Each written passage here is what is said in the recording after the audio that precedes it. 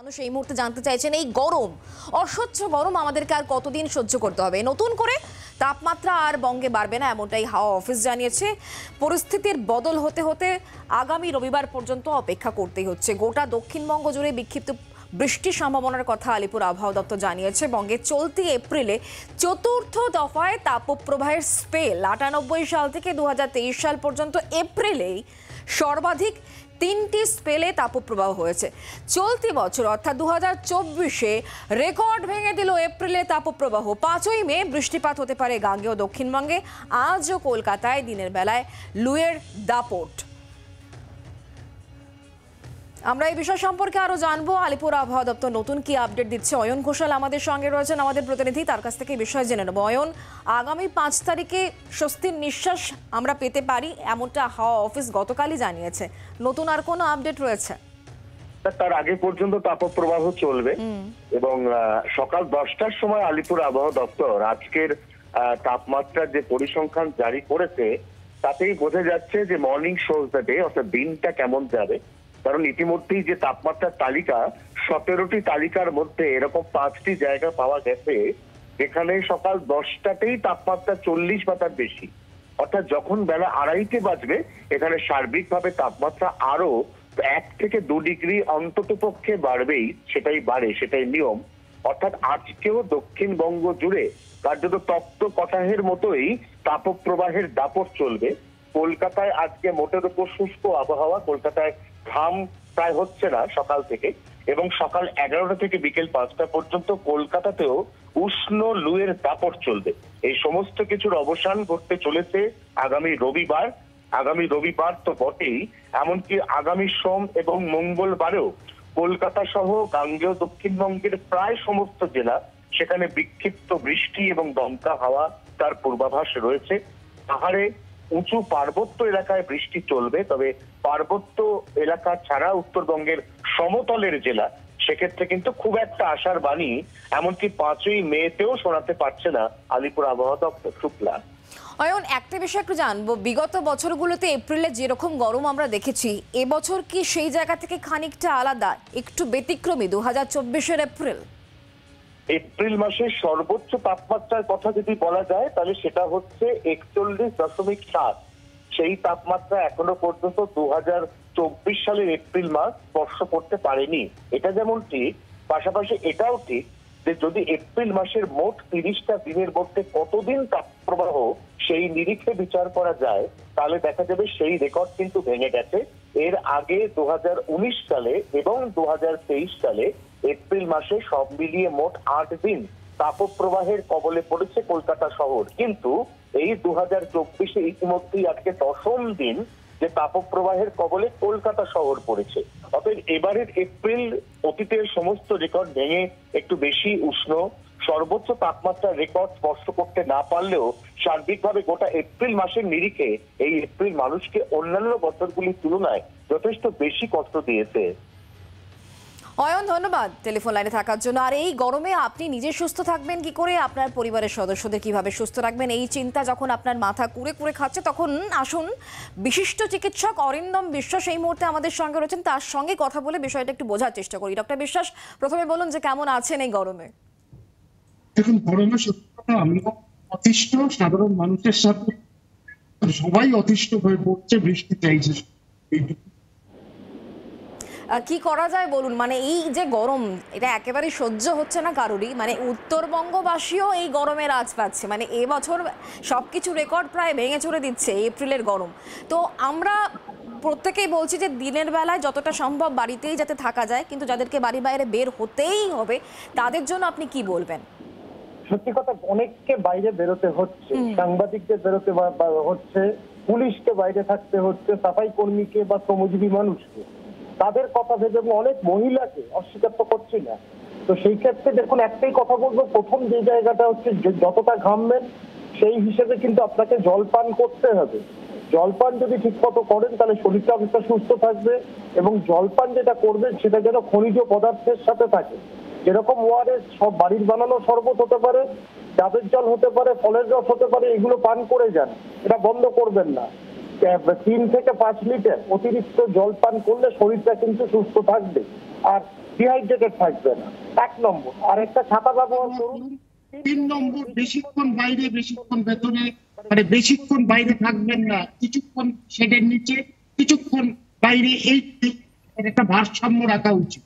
আর cosmetics বেশি ব্যবহার না করাই ভালো। চতুর্থ হচ্ছে, যারা বাইরে আছেন তাদের ক্ষেত্রে একটা বলবো, যতটা কাজ করার ক্ষমতা আপনার ততটাই করুন, তার বাইরে না। কারণ নন এক্সারশনাল হিট স্ট্রোক একটা বিষয় আছে। ছাত্রদের যারা স্কুলে চলছে তাদের ক্ষেত্রে 12টা থেকে 5টা অবধি আমি বেরোতে মানা করব, ক্লাসের মধ্যেই থাকা, এবং জলপান এর বিরতি যেন বারবার থাকে। আর বয়স্ক মানুষ যারা আছেন, যারা রিটায়ার্ড, যারা বাড়িতে আছেন, তারা বাড়িতে থাকুন। প্রাতঃভ্রমণের অভ্যেস থাকলে রোদ্রে ওঠার আগে করে আসুন, তারপরে দরকার না পড়লে বাইরে বেরোবেন না। এই থেকে, এই তাপমাত্রা থেকে দূরে থাকুন, সেটাই বলবো। আমি আসবো ডক্টর বিশ্বাস আপনার কাছে, এবং একই সঙ্গে এটাও জানার চেষ্টা করবো যে বারবার করে প্রত্যেক গরমে আমরা হিট স্ট্রোক বা সানস্ট্রোকের কথা শুনি, এর সিমটমস গুলো কি কি? অনেকে অনেক সময় সেটা বুঝতেই পারে না। আমি সেই বিষয় সম্পর্কে আপনার কাছ থেকে অবশ্যই জানবো। তবে তার আগে আপনাদেরকে যেমন আবহাওয়ার আপডেট দিচ্ছিলাম, তার পাশাপাশি এবার 2 জায়গার ছবি দেখাবো, সেখানকার আপডেটও আপনাদেরকে দেবো। কারণ উত্তরবঙ্গেও এই যে তাপপ্রবাহ, তার আঁচ লক্ষ্য করা যাচ্ছে। ছিটে ফোটা বৃষ্টি কয়েকটা জায়গায় হচ্ছে উত্তরবঙ্গের, এবং তাতে যে খুব একটা তাপমাত্রার হেরফের হয়ে যাচ্ছে এমনটা নয়। আর পশ্চিমাঞ্চলের জেলা, সেখানেও কিন্তু ইতিমধ্যেই বেশ কয়েকটা জায়গায় রেড অ্যালার্ট জারি করা হয়েছে। পুরুলিয়া এবং কোচবিহারের দিকে নজর রাখবো। আমাদের 2 প্রতিনিধি এই মুহূর্তে আমাদের সঙ্গে রয়েছেন। সরাসরি আপনাদেরকে জানাবো, পুরুলিয়া থেকে আমাদের সঙ্গে রয়েছেন আমাদের প্রতিনিধি মনোরঞ্জন, এবং কোচবিহার থেকে দেবজ্যোতি কাহালি আমাদের সঙ্গে রয়েছেন। আমি প্রথমে উত্তরে যাই, কারণ দক্ষিণবঙ্গবাসীরা আমরা বুঝতেই পারছি কতটা গরম। উত্তরবঙ্গের মানুষই কি ঠাড়ে ঠোরে বুঝতে পারছে যে কি গরমের মধ্যে গোটা এপ্রিলটা তাদের কাটাতে হলো? দেবজ্যোতি,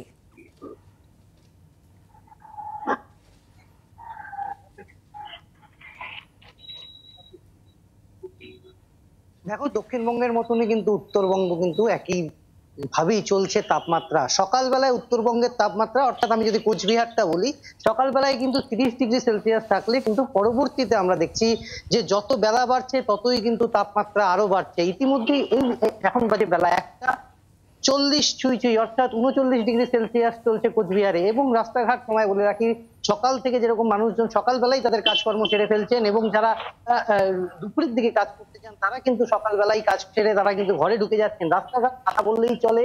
অন্যান্য জেলায় যেরকম 40 পার হয়ে গেছে, কোচবিহারও কিন্তু তার থেকে কম নয়।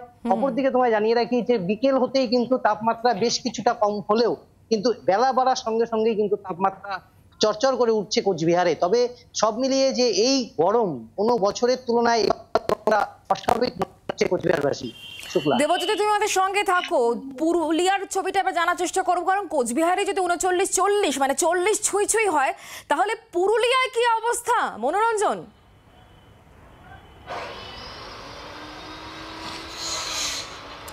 দেখো শুক্লা, তীব্র দাবদাহে একেবারে নাজেহাল অবস্থা হয়ে উঠেছে পুরুলিয়া জেলাবাসীর।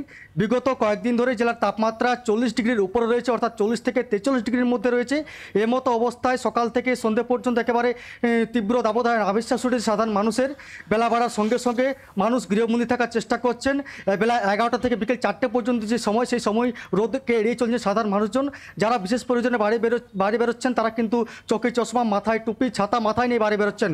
পাশাপাশি ভিড় বাড়ছে ঠান্ডা পানির যে সমস্ত দোকানগুলো রয়েছে সেই দোকানগুলোতে। অন্যদিকে সকাল সকালেই নিত্য প্রয়োজনীয় কাজ সেরে ফেলছেন সকলেই। তবে বিকেল 4টার পর যে রোদ কমে যাচ্ছে তা নয়, বিকেল 4টার পরেও কিন্তু একটা শুষ্ক আবহাওয়া কিন্তু টের পাওয়া যাচ্ছে, এবং রাত্রের দিকে ভ্যাপসা গরম অনুভূত হচ্ছে পুরুলিয়া জেলায়। বিগত কয়েকদিন ধরে যেহেতু জেলার বৃষ্টিপাতের কোনো দেখা নেই, তাই ইতিমধ্যে জেলার বিভিন্ন প্রান্তে তীব্র পানীয় জলের সংকট দেখা দিয়েছে। শুধুমাত্র গ্রামাঞ্চলগুলিতেই নয়, শহর পুরুলিয়াতেও দেখা দিয়েছে প্রবল জল সংকট। নদী নালা প্রায় শুকিয়ে গেছে, জলাশয়গুলো প্রায় শুকনোর মতো অবস্থা। এমতো অবস্থা কিন্তু জেলা জুড়ে বিভিন্ন প্রান্তে পুরুলিয়া জেলায় পানি জল সংকট দেখা দিয়েছে। এখন সাধারণ মানুষ, পুরুলিয়া জেলাবাসী কিন্তু তাকিয়ে রয়েছে চাতক পাখির মতো, বৃষ্টিপাত কবে হয়, আবহাওয়ার পরিবর্তন কবে হয়, সেদিকে এখন তাকিয়ে রয়েছে সকলে। তবে তোমাকে সকলে অন্যদিকে বলে রাখি, শুধুমাত্র মানুষের ক্ষেত্রেই এই সমস্যাটা হচ্ছে তা নয়। পুরুলিয়ার যে সমস্ত চিড়িয়াখানাগুলো রয়েছে, মিনি জু রয়েছে, সেখানে যে সমস্ত বন্য জীবজন্তু রয়েছে, সেগুলোকে যাতে কোনো রকম তীব্র দাবদাহে কোনো সমস্যা না হয় তার জন্য বিশেষ ব্যবস্থা করা হয়েছে। জীবজন্তুরাও এই গরমে নাজেহাল হচ্ছে, বোঝাই যাচ্ছে। মনোরঞ্জন, তুমি আমাদের সঙ্গে থাকো। আমি ডক্টর বিশ্বাসের কাছে আবার ফিরবো। ডক্টর বিশ্বাস, যেটা আমি জিজ্ঞাসা করছিলাম যে অনেকেই এই সময়তে যারা একটু আনইজি ফিল করছেন তারা অ্যাভয়েড করে যাচ্ছেন, তারা চিকিৎসকের কাছে যাচ্ছেন না, কিন্তু এই সময়টা খুব ভাইটাল।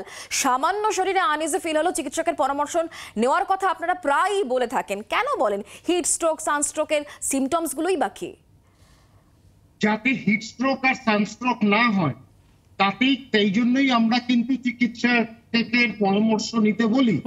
কারণ হিট ক্র্যাম্পস আর হিট এক্সশন এই দুটো বিষয় যদি আগে থেকে আমরা ধরতে পারি তাহলে কিন্তু হিট স্ট্রোক হওয়ার সম্ভাবনাটা কম। যদিও নন এক্সারশনাল হিট স্ট্রোক বলে একটা বিষয় আছে। হিট ক্র্যাম্পস মানে কি, মাসেল গুলো এত টানবে আপনার হাঁটতে ইচ্ছে করবে না, দুর্বল লাগবে, পেটে ব্যথা হবে, কারণ অ্যাবডোমিনাল মাসেল, পেটের মধ্যে যে মাসেল তাতেও ক্র্যাম্প হয়, তখন পেটে ব্যথা হয়, কারণ এটা ডিহাইড্রেশনের জন্য হচ্ছে। আরেকটা এরপরে যেটা হতে পারে সেটা হচ্ছে আপনার মাথা ঘুরে গেল, বমি হচ্ছে, ভীষণ ঘামছেন, সারা শরীর অস্বস্তি করছে, এটাকে হিট এক্সশন বলি। এখানেও দরকার প্রচুর পরিমাণে জল। এই দুটো কিন্তু আপনি বাড়িতেই ম্যানেজ করতে পারবেন, কিন্তু এরপরে হিট স্ট্রোক হলে কিন্তু হাসপাতাল ছাড়া উপায় নেই। কারণ মনিটর হিট স্ট্রোক এমন একটা জিনিস, শরীরটা কাট হয়ে যাবে, ঘাম হয়তো হবেই না, বেশিরভাগ ক্ষেত্রে ঘাম হয় না। আর দ্বিতীয়ত হচ্ছে শরীরটা এত, তারপর ব্রেনের ওপর একটা চোট পড়ে, কিডনির ওপর পড়ে, লিভারের ওপর পড়ে। স্ট্রোক কথাটা এই জন্যই বলছে, তখন মানুষ আনকনসিয়াস হয়ে যায়, তখন হাসপাতাল ছাড়া উপায় নেই, কার্ডিয়াক মনিটরিং লাগে। কারণ যে কোনো সময় কিন্তু একটা হার্টের ওপর প্রভাব, নেতিবাচক প্রভাব পড়ে। এই কারণেই একজনকে হাসপাতালে রাখতে হয়। হিট স্ট্রোক কিন্তু ভয়ঙ্কর জিনিস, সময় মতো চিকিৎসা না করতে পারলে কিন্তু মৃত্যু অবধারিত। এই বিষয়টা পরিষ্কার করে বলতে চাই এবং সেই জন্যই আপনাদের গোচরে এই বিষয়টা আনতে চাই। অনেক ধন্যবাদ ডক্টর বিশ্বাস আমাদের সঙ্গে সরাসরি থাকার জন্য এবং আপনার এই গুরুত্বপূর্ণ টিপসের জন্য। এবং একই সঙ্গে আমাদের দুই প্রতিনিধি আমাদের সঙ্গে ছিলেন, মনোরঞ্জন মিশ্র পুরুলিয়া থেকে এবং দেবজ্যোতি কাহালি কোচবিহার থেকে আমাদের সঙ্গে ছিলেন। দুজনকে ধন্যবাদ জানাবো। বাংলার আওয়াজ, বাঙালির আবেগ, জি 24 ঘন্টা।